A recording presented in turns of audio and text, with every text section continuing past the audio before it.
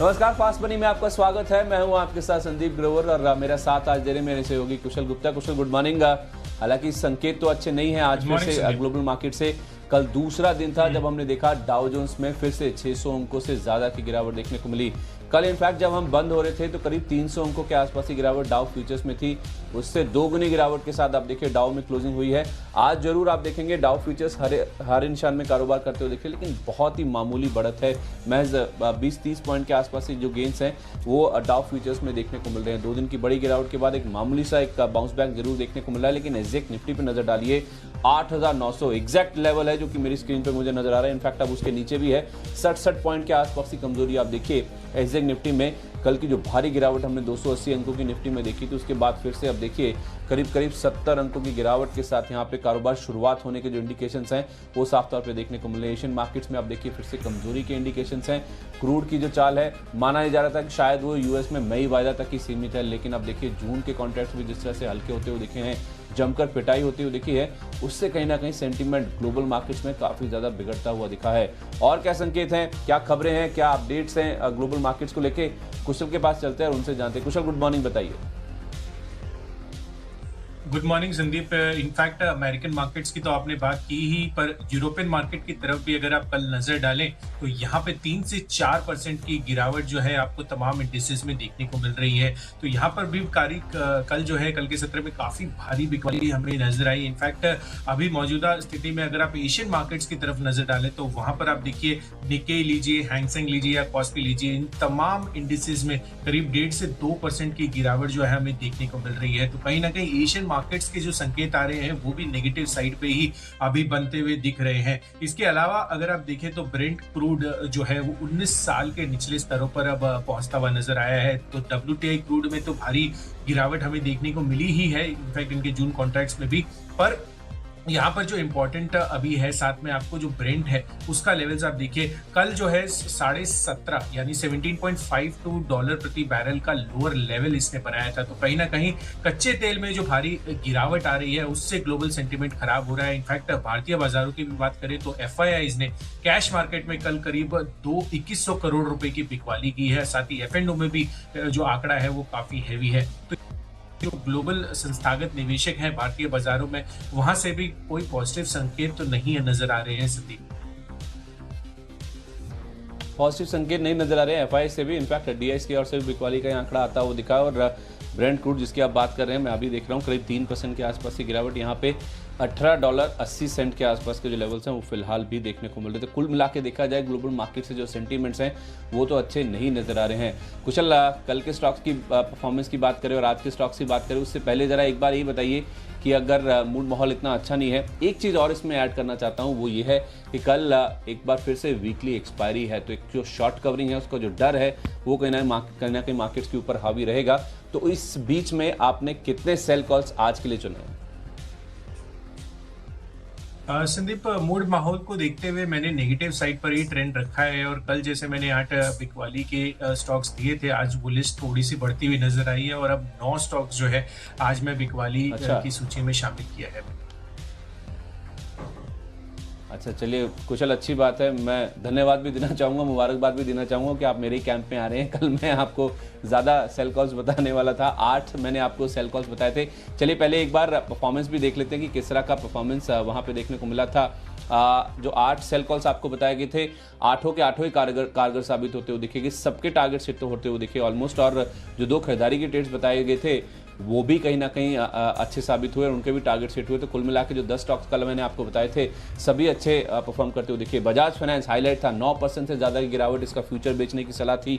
उज्जीवन देखिए 11% इसका फ्यूचर्स कल लुढ़क के बंद हुआ। तो NBFCs में जैसे मैंने कहा प्रेशर रहेगा, हूबहू वैसा ही देखने को मिला। और इनफैक्ट ICICI बैंक के फ्यूचर्स बेचने की राय थी।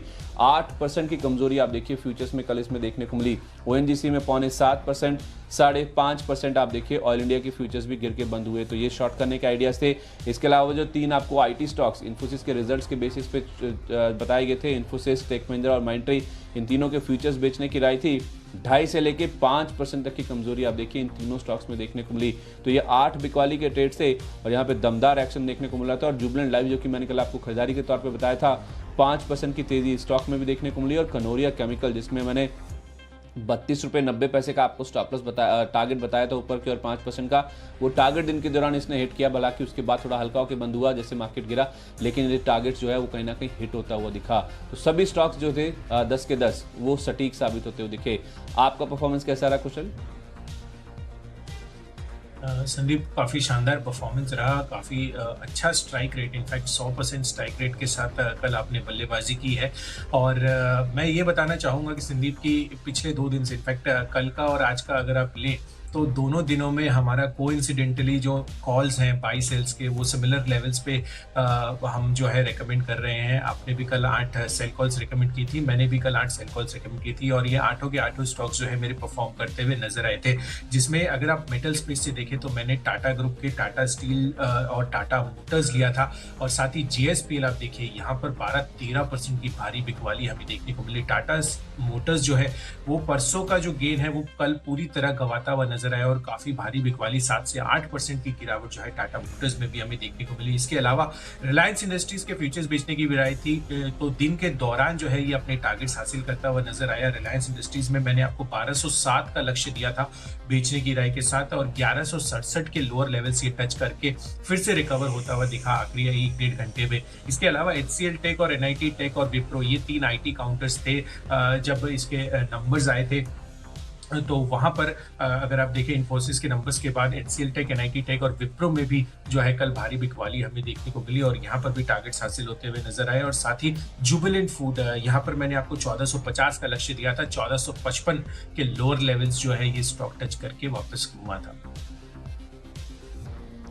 चलिए, बहुत अच्छा परफॉर्मेंस कहना चाहिए कुशल, आपका भी बहुत बहुत मुबारक हो आपको। चलिए अब आज की सूची की शुरुआत करते हैं। आज जैसे कुशल आप बता ही रहे थे कि आज मेरे पास 9 सेल और 1 केवल खरीदारी का ट्रेड है।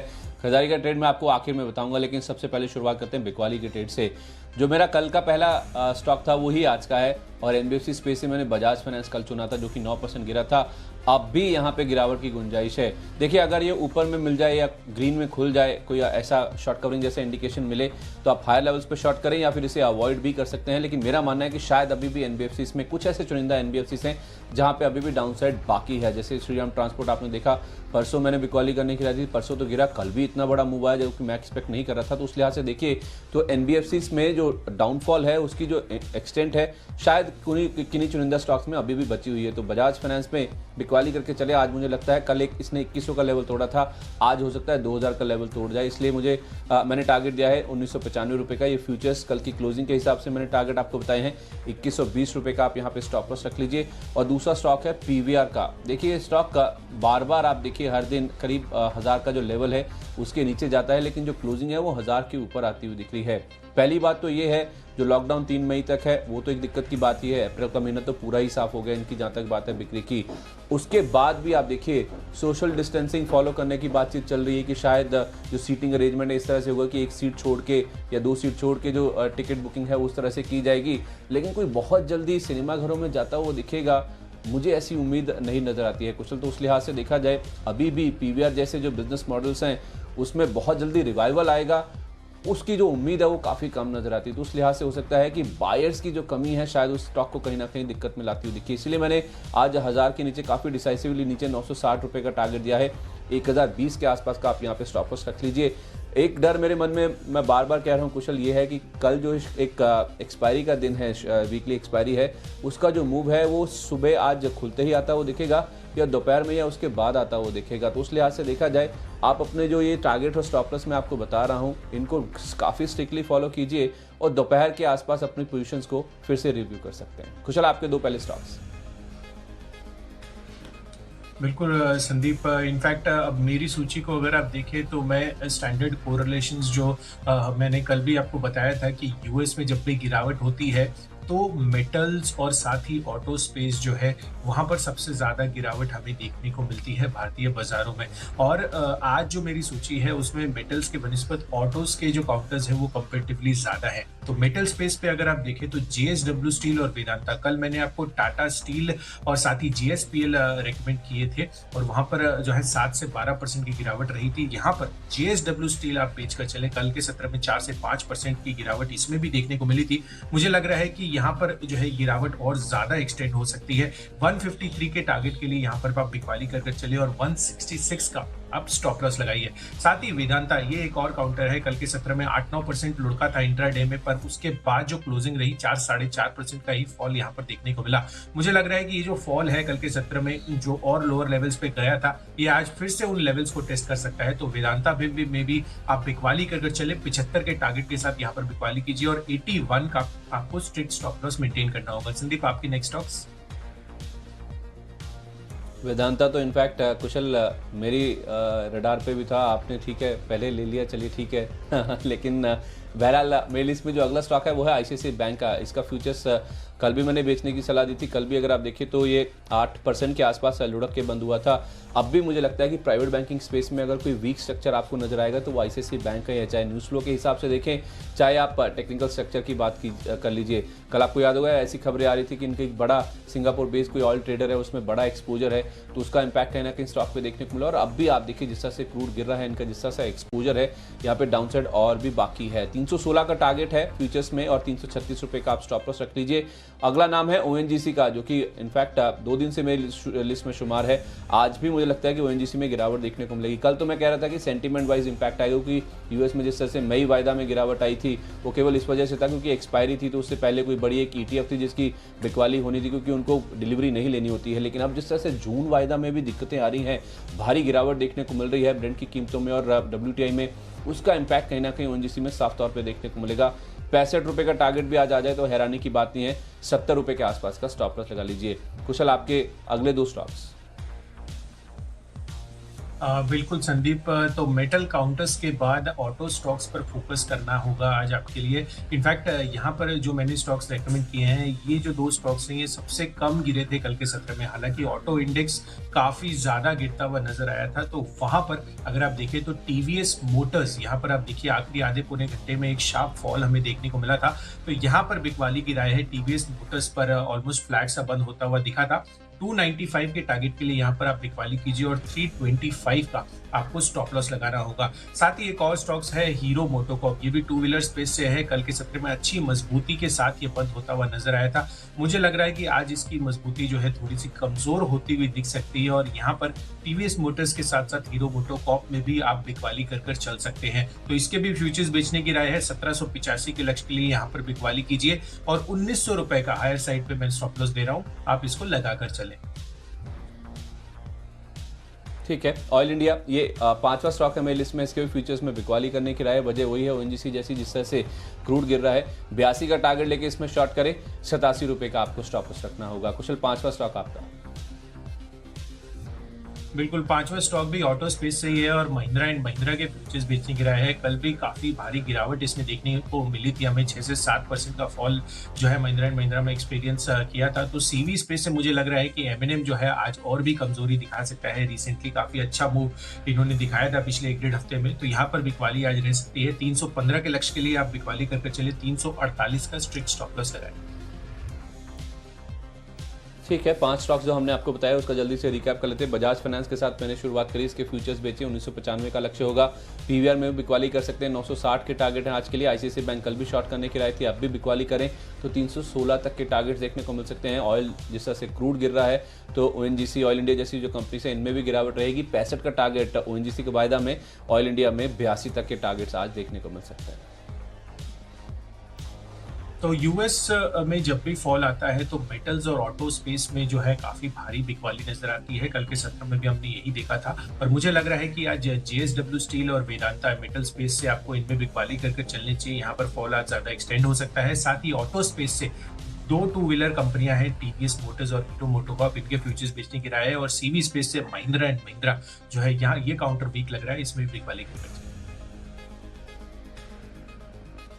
10 शेयरों की सूची है आपके सामने, 5 शेयर हमने बिकवाली के बताए हैं। जो अगला शेयर मेरी लिस्ट में जो छठा स्टॉक है वो भी बिकवाली का ट्रेड है। ICICI प्रूडेंशियल के फ्यूचर्स आपको बेचने की सलाह यहाँ पे दी जा रही है।